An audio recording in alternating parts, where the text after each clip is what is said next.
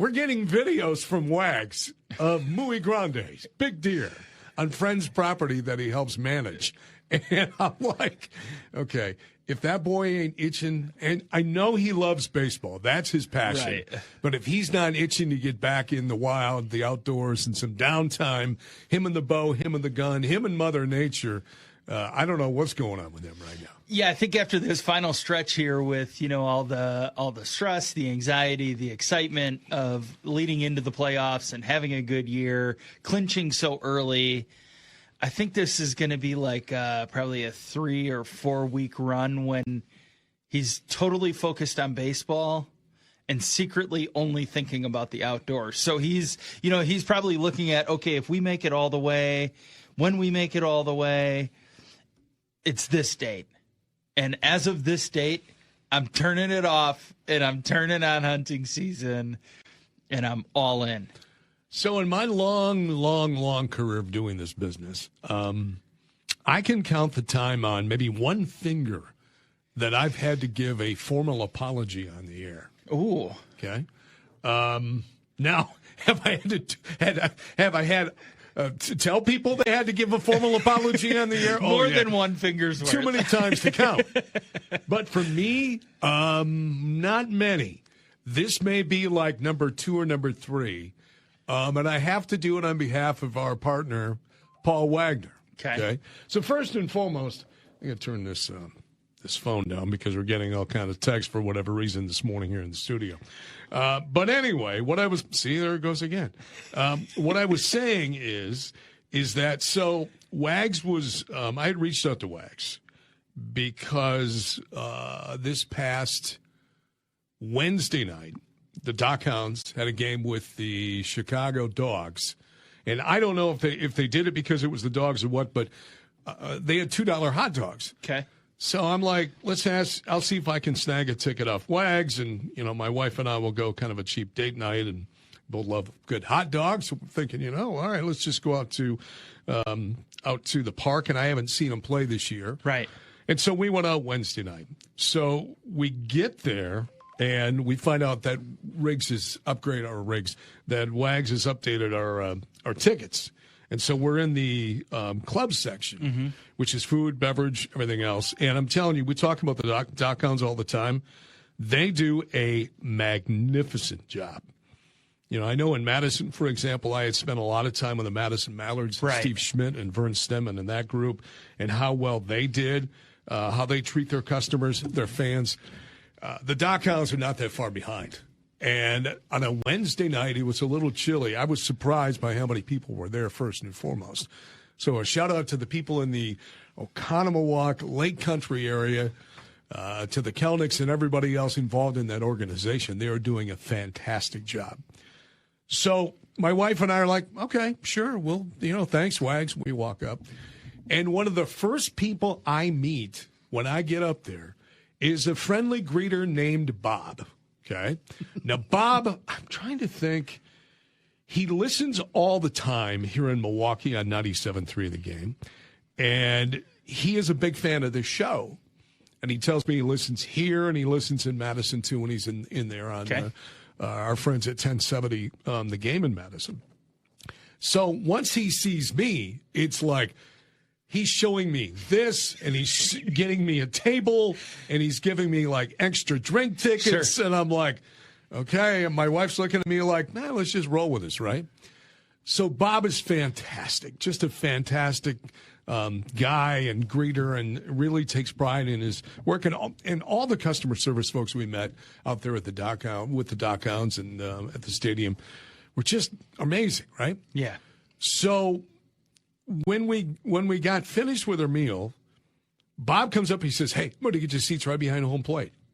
I'm like, "You don't have to, Bob. It's fine." He's like, right. So of course he said, "No. So we go and we sit behind the home plate for most of the game. When we got out there, and I'm getting to my formal apology and why I'm going to give one here in just a minute, because this is a long-winded story, I know, but I want to say thanks to so many people that night that made the night amazing. Yeah. So Bob gets us some seats, tries to give us more drink tickets. We're like, Bob, we're good. We're good, buddy. I appreciate it. And then Dockhounds are down at that time like 4-1, something like that. So then Bob,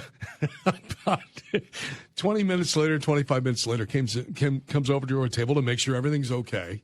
And then he says, hey, I just want to remind you, they're closing down the food in the VIP area in 15 minutes. Sure. We're like, I appreciate it, Bob, but we're good. You know? We ate. We ate. He's fantastic. Yeah.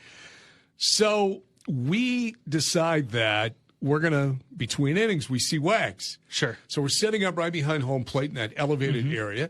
And so I wave at him. My wife waves at him. Yeah. And he's been Dawn several times. And so he gives us a thumbs up. I give him a thumbs up, and that's it, right?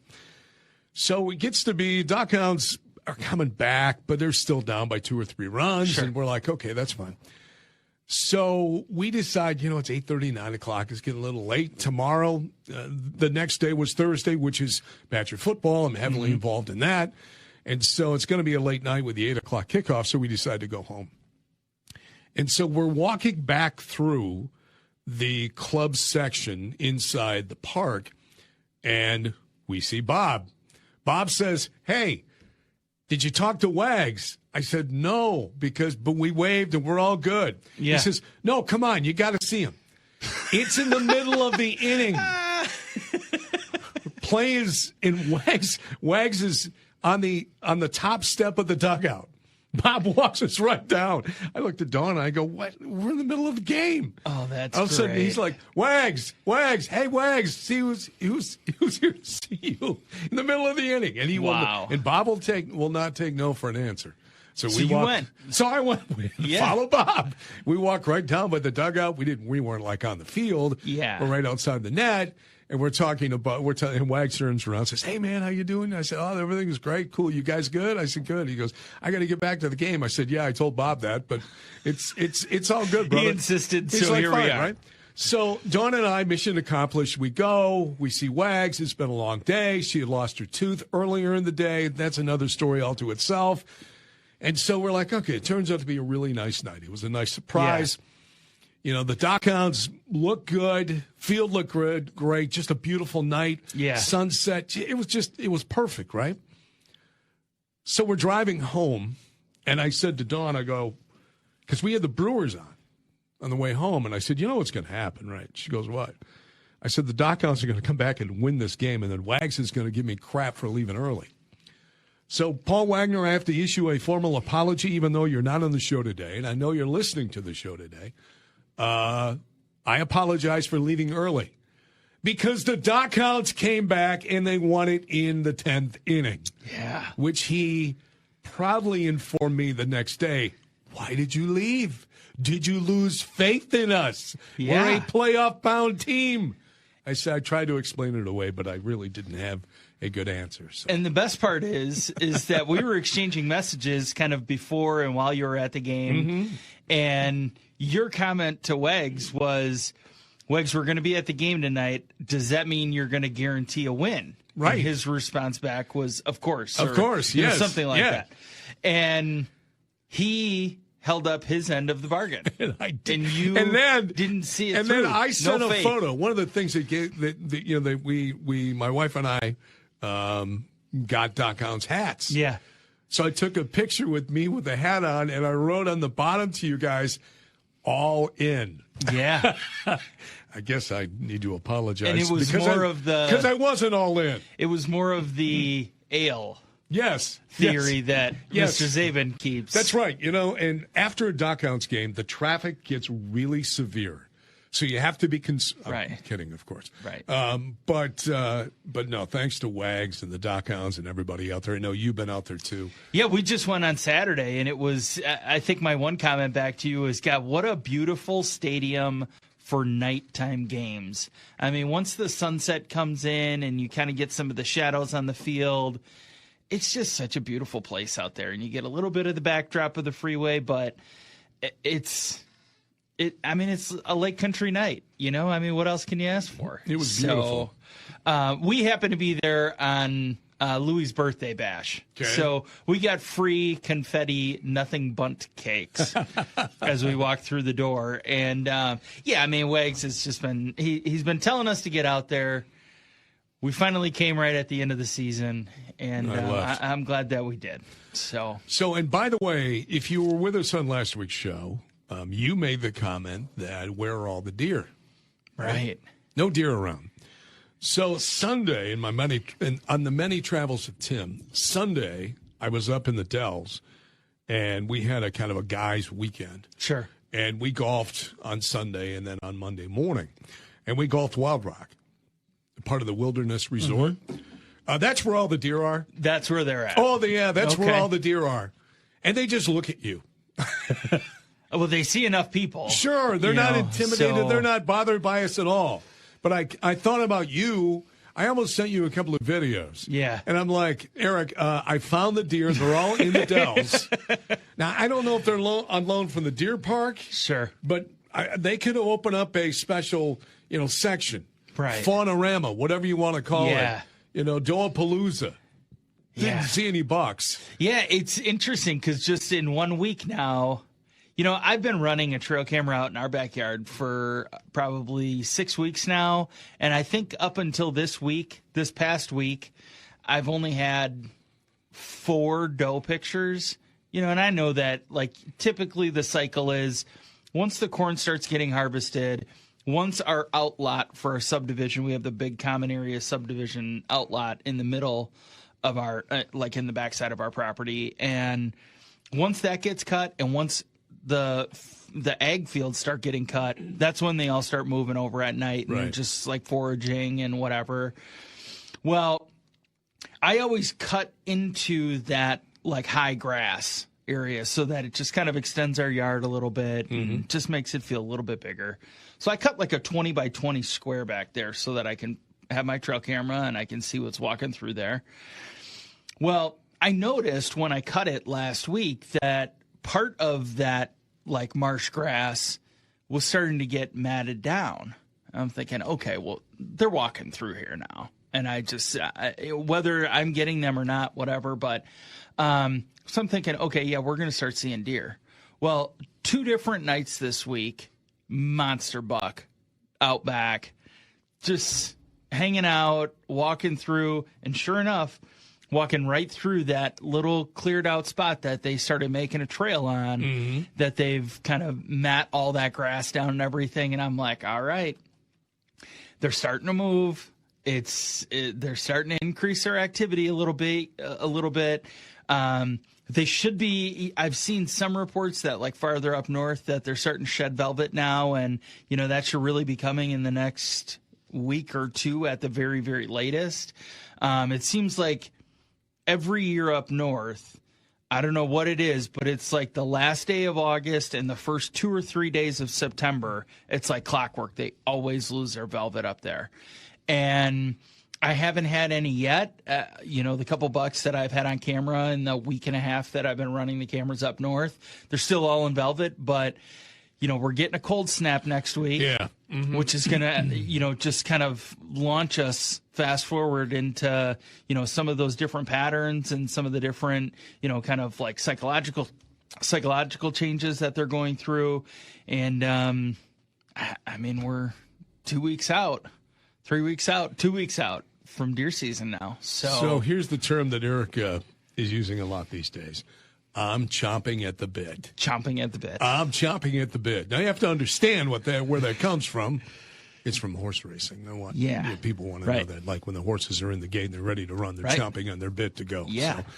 So, we have to, if you're older, like I am, you have to explain what those mean. Right. Because people look at you cross-eyed chomping at the bit. It's like Zabe was playing a drop this week from Don Knotts. Okay. On the classic Andy Griffith show. Yeah. Right? And if you watch the show or watch the reruns, most people watch the reruns. His thing was nip it in the bud. Okay. Nip it in the bud. And so he had to explain today what nip it in the bud meant. Okay. You know what nip it in the bud. I don't know that one. It's a term from the floral industry. Okay.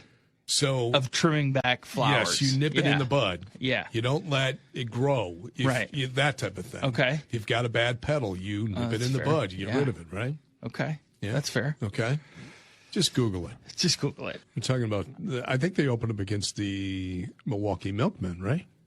I'm not sure. Yeah. Well, And maybe they don't know yet if that they're could still be. settling things. Based upon, where their standings and that where type they're of stuff. seated and Well, the milkmen suck anyway, so Yeah. we'll just say that. Got to keep our sponsors happy. So there you go. Toss some stuff at the Milwaukee Milkmen. Let that rivalry. Yeah. Let it stir it up a little bit. Stir on this, it up. Yeah, on this Saturday morning. So, all right, are you ready for your ready. Newsmaker I'm segment? not going to mess this up Okay, this now time. I got to do something here quick. I'm going to see if this works. Okay. Because we had a little funkiness in the studio today, too. So it's Saturday morning. Everybody's moving a little bit slow. It's a Labor Day weekend, so here we go. Now, with the latest outdoor news and very few views, here's Eric Tasker from the Tailgate Talk News Desk. It gets better and better every week, I have to say that. You realize I don't write that down. I just make it up on the fly. I know. But the more times you do it, it's like there's more and more flavor to it. It's like that, seasoning on a Blackstone. There you go. It's like that TV show, Whose Line Is It Anyway? I love that show where they just give them, right, and then they just wing it. They have to. Yeah, they just wing it. So. Well, the first thing that kind of sparked my interest, I had actually, I started reading this article from the National Deer Association, and I almost felt like I got clickbaited into it, and then I kind of realized that I just didn't really read the fine print title of the article very clearly. Okay. So the 10 best states for mature buck harvest have a new leader.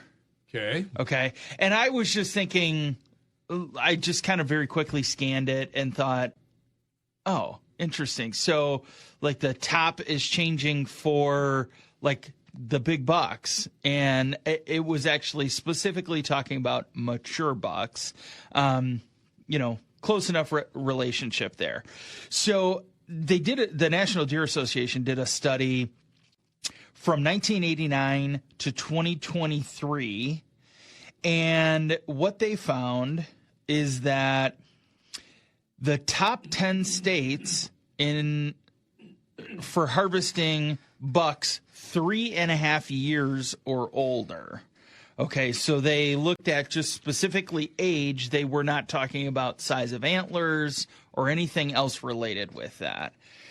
Now, you've got some of your typical places in there. Texas, number 4. Honestly, that might be like the only place. Georgia, I don't know. Do they really count for having big deer? I feel like the biggest one here is that Oklahoma is number 1.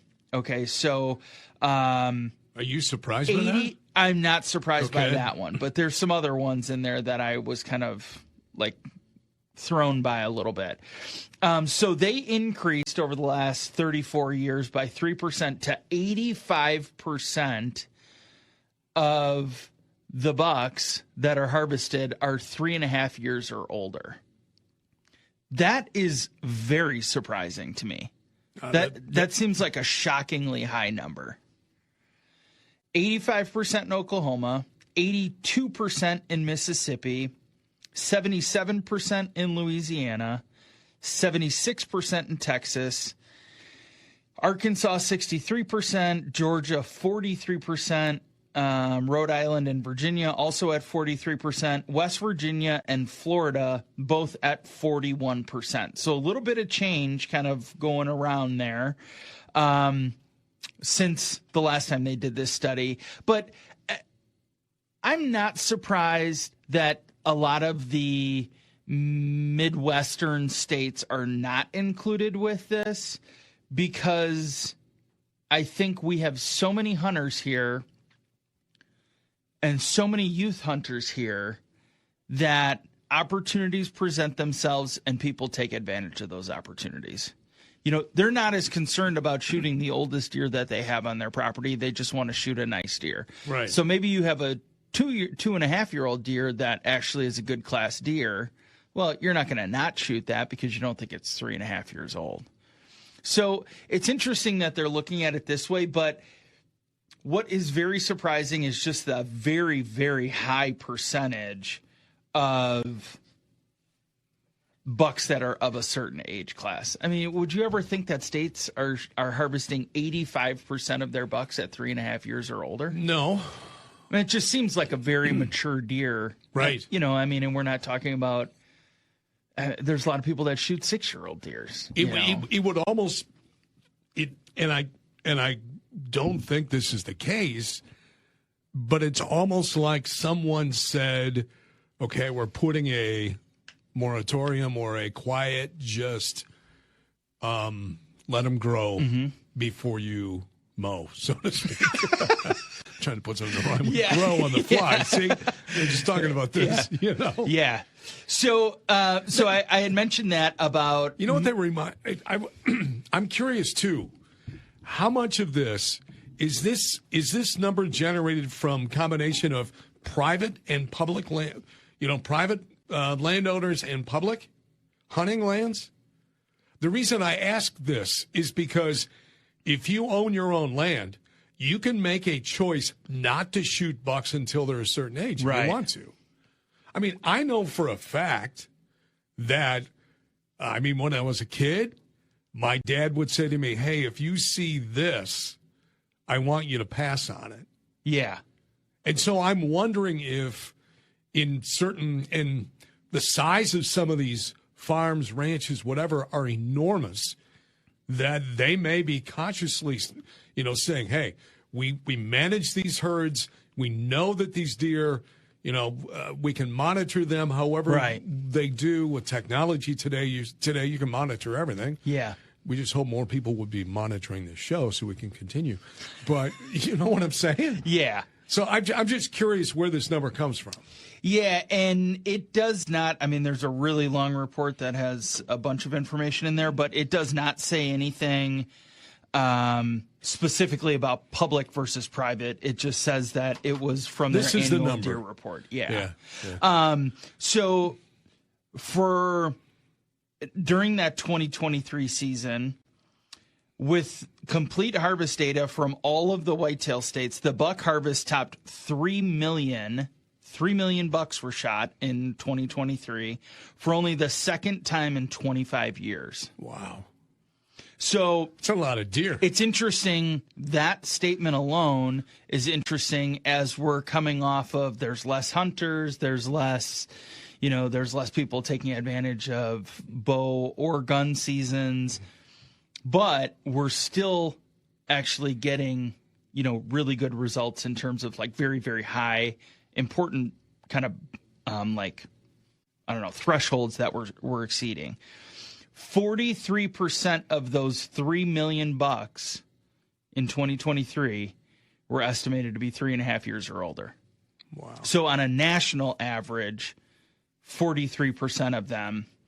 And then that is the highest percentage of mature bucks ever reported at a time of record harvests, meaning that we're taking the most actual numbers of mature bucks in the modern hunting history. Here's another idea, and we've talked about this in past shows.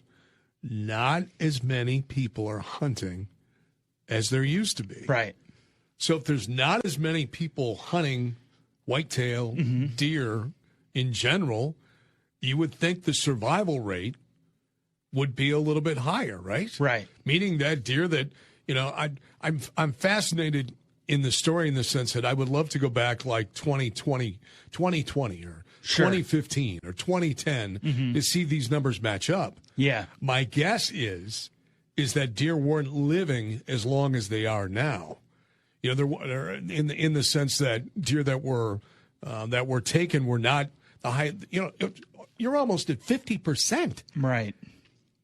That's a huge portion. Which and maybe it's not just one factor. Right. It's many different factors. Yeah. For this. But I don't think you can just kind of dismay that possibly one of the contributing factors to the number may be that just people aren't hunting as much as they used to anymore. Right. Yeah, and maybe with all of the technology that's come along with trail cameras and patterning and doing a lot of different things with, research and recon and all of the intel that's available to us, maybe that is changing the way it's for sure changing the way that people are hunting. If somebody's got private land, they know they have a buck that is frequenting a food plot on a regular basis. Well, they're more likely going to spend the time to try and harvest that more mature buck than what they would maybe 20 years ago when they weren't running trail cameras and they had no idea what bucks were out there. So maybe a nice 10-pointer comes out and they end up taking that. Well, maybe they're the lucky place that now they know that there's a bigger deer or a bigger 10-pointer or whatever that is frequenting that food plot. So really interesting how that has kind of changed. I had mentioned also about Midwest numbers. So the last time they did this, Nebraska was actually in the top 10. So 5 states provided mature buck harvest for 2023. Nebraska fell just outside of the top 10 at 40%. Indiana at 39, Kansas at 33, Wisconsin at 30%. Really? So us right here in the state of Wisconsin, about 1 out of every 3 bucks is a mature 3.5 or older buck. Okay. And then lastly, the last Midwestern state they list here is Ohio at 28%. So, just kind of some food for thought. I mean, I think there's a lot of different factors, trail camera being one of them, intel, scouting, with e-scouting and being able to access some different areas that maybe, you can scout a little bit easier and be able to do that a little bit faster. I hate to say it, but I think social media has a part of it. People want to just shoot. Not that people didn't before, but people are now more than ever doing whatever they can to shoot a bigger buck. And then this was another interesting part of this, and this is not something that we have to worry about in the state of Wisconsin, but they actually go on to talk about what about antler restrictions? Because there's a lot of places that have, you got to have at least X number of points on one side, or you have to have a minimum width between the antlers. I'm so glad, Tim, that we do not have to worry about this in the state. I know. Can you imagine if you're out there and you're like, oh, well, I have to have at least an 18-inch spread. No, wait a minute. I got to measure. Just don't move. Don't move. Yeah. Don't move. Don't move. And I'm sure there's, different ways to go about it. You just want to make sure. But what happens? You get one, it's like 17 and 15, 16 inches. It's like, damn it. Yeah. But it just gives you another thing to second guess while you're already trying to do all of these other things, not get spotted, draw back, or, raise your gun or whatever. But it adds another element. So since 1989, they've also been keeping track of percentage of yearling bucks, so 1.5-year-old bucks, antler or in the U.S. harvested. So in 1989, that number was 62% of the deer were 1.5-year-olds. Okay.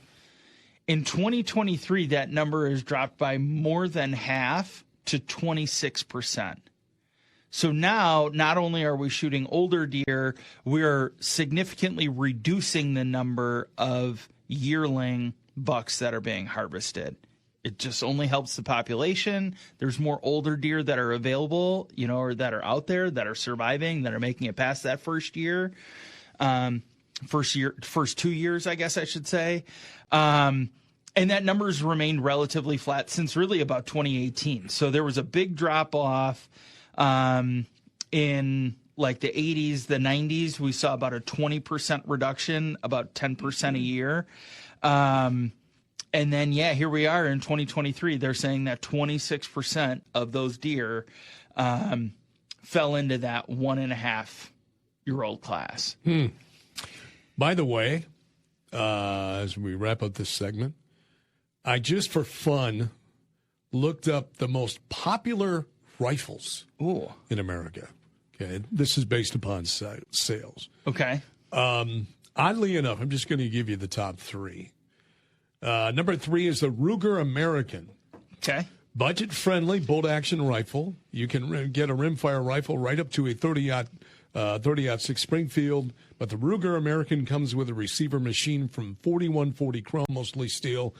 Very, very popular and cheap at $303 on average. So affordable. Number 2 in this list, not surprised, but the Henry lever-action rifle. Okay. We just talked about Henry. They're up north, right? Up north, yeah, just north of Chippewa. The Henry lever action rifle helped win the Civil War, start in the Wild West era, that type of thing. What I didn't know, that the Henry lever action rifle was created in 1860, not for Henry, but for the New Haven Arms Company by Benjamin Tyler Henry. Wow. So he said, no, that's mine. I designed this thing. And he went and later created his own brand. Huh. Number 1 on this list. Now, you would think by now there'd be some newfangled, maybe an AR-15, something like that. Right. This rifle has been around since 1964, remains supremely popular with hunter and range junkies alike. It's the Ruger 1022. Caliber 22 LR, dirt cheap, $270. Something about reliability, something about dependability. Sure. And that's why this thing is still number 1. Been around forever, ever. I use a Winchester 270. Okay. Bolt action. Does not have a clip. You load him in from the top down. Yeah. My dad bought it at a Bell Scott store in 1974. Because he was going out west, he was going to go elk hunting with some buddies. Yeah. And so he needed a bigger gun. Yeah. So it still shoots straight. Yeah. I still have the same Tasco 4-power scope on it. I didn't upgrade it. And one of the best things I ever did with this thing was I had it completely redone. Yeah. It's this beautiful, I'll have to show it to you sometime, beautiful cream-colored gun, and it's been around in the family. It's shot a ton of deer. Yeah. The stories this gun could talk about, it's just amazing. Yeah. But my buddies are like, what changes, what are you doing with that scope? It works. Hey, my dad bought it. It's been the same for... God, how many years is that? 60 years? Something like that? 50 years? 50 years. 51 years. 51 years. It's crazy. But yeah, and it's still my favorite gun. It is. There's just something about firearms when you you don't even have to do much maintenance with them, but just doing, like your barrel cleaning and, maybe you're shooting a bunch of birds or you're doing trap shooting or whatever where you're sending a lot through it. Boys on the show, a segue into one of our best sponsors we have, one of our first sponsors we have in this program. That will be our friends at Bunzel's. You got a tailgate coming up, or maybe you're just going to fire it up with friends and family at home. These are the people you need to make that happen, right, Eric? Yeah, and it's the last weekend for the August meat deal. So we're going to have a new one next week. Hopefully it's like very football or tailgate focused, or, I wonder if they would ever just do like, you're going to get a screaming deal on 30 brats. A screaming deal? Like just like some like random thing, but they've kind of got a staple. They've got 2 things that I always kind of rotate in and out. I was just having a flashback to earlier this week with Zabin Butch, and Butch, he's always looking for a deal, right? Always looking for a deal. He was talking about how he and his wife were out trying to find a new. They need a new kitchen table, and it came with 4 chairs, right? So Butch, he says, "Hey, any Labor Day specials? You can throw in a couple of more chairs." Right. He said, Megan turned around and said, "Brian, really?" In all fairness, so here's the thing. Sales are happening. Yeah, if you were at Bunzel's right now with Butchie, and let's say they gave you 12, he'd go, "Ever heard of a baker's dozen? Can I get like one more?" Maybe throw an extra in there after you weigh it. After you weigh it. There you go. That's right. Yeah. Listen. Right. That's right. So, yeah, and if you, maybe you're doing a scouting trip to the woods or you're hanging trail cameras and you need a couple beef sticks because you ate all your venison sticks from last year, they've got it all. They make it super easy. As I always say, don't forget to grab your number if you're going to the deli counter. But if you are That's hosting... the voice of experience talking, folks. Yeah, if you're hosting, if you've got people coming over, or maybe you're doing like a weekend trip up north scouting or fishing or whatever, trying to do some of those things that we love to do as the weather starts to cool off, pop in there, grab a couple things and fill your cooler and get ready for football season, deer season, playoff baseball season, whatever your season is. They've got something for There is no off season for the folks at Bunzel's. There is none. They have got you covered. So, speaking of season, summer unofficially sort of comes to an end. Yeah. This weekend with the Labor Day. I've got 3 things cooking. Okay. They all start with B. Okay. Barbecue. Okay. Bands. And bonfire. Oh. Mm-hmm. We've been just itching to have a bonfire, and the mosquitoes have been the worst thing that's ever happened to the planet. That's one of the things when we golfed in the Dells last Sunday, Monday, it was cold. Okay. I mean, like fall cold. Yeah. And I said the guys that I was with, I said, you're so lucky it's not like 25 degrees warmer here, because you would be infestated with mosquitoes right now. It's awful. Yeah. But the cold weather has helped in that regard. It has, yeah. And so, fortunately, we're going to be getting this cold front here. I think it's like the middle of next week or something, where we're going to get some of those low temps overnight. So really, really hoping that it helps. You know what? Freeze them in their tracks. 47 degrees. 47 degrees Thursday night next week. 48 degrees Friday. So maybe that'll kind of scare them a little bit, and they'll go back to wherever they came from. 44 degrees overnight. Wow. So we did have 2 days in the 40s this week.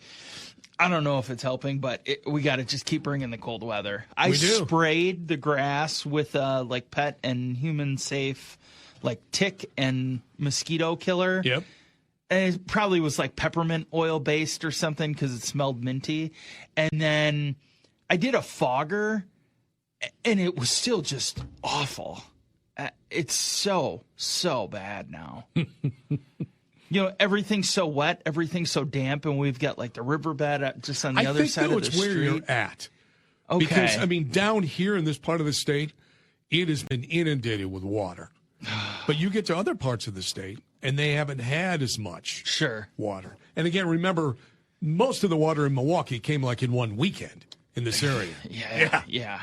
We're still trying to get rid of that. I just got my car back after driving through some water. Yeah. Going home from the Packer game that night. And luckily, I was able to get it repaired. Sure. I was talking to the repair shop. They said, you know what, if you would have went through maybe like an inch or 2 inches deeper water, you would have been totaled out. He said because it got into the undercarriage, and then what happens, it gets into the electrical system. Right. And you're done. Yeah. You can't do anything. You can't do anything. Yeah. Well, what you can do is you can go to Bunzel's. You can go to Bunzel's as long as you can ride your bike there, or you could take an Uber there if you need to. You know what starts? September. Yeah. So that means a new meat deal. A new meat deal. Right. Yep. So we'll have that next week. Mm-hmm. Yeah. So if you're itching for the August deal, which is the 2 boneless pork chops, 2 homemade award-winning bratwursts, the whole or cut up chicken, a pound of ground chuck, and 2 chicken patties, get in there today. Do it. Because they're closed on Sundays. So there you go.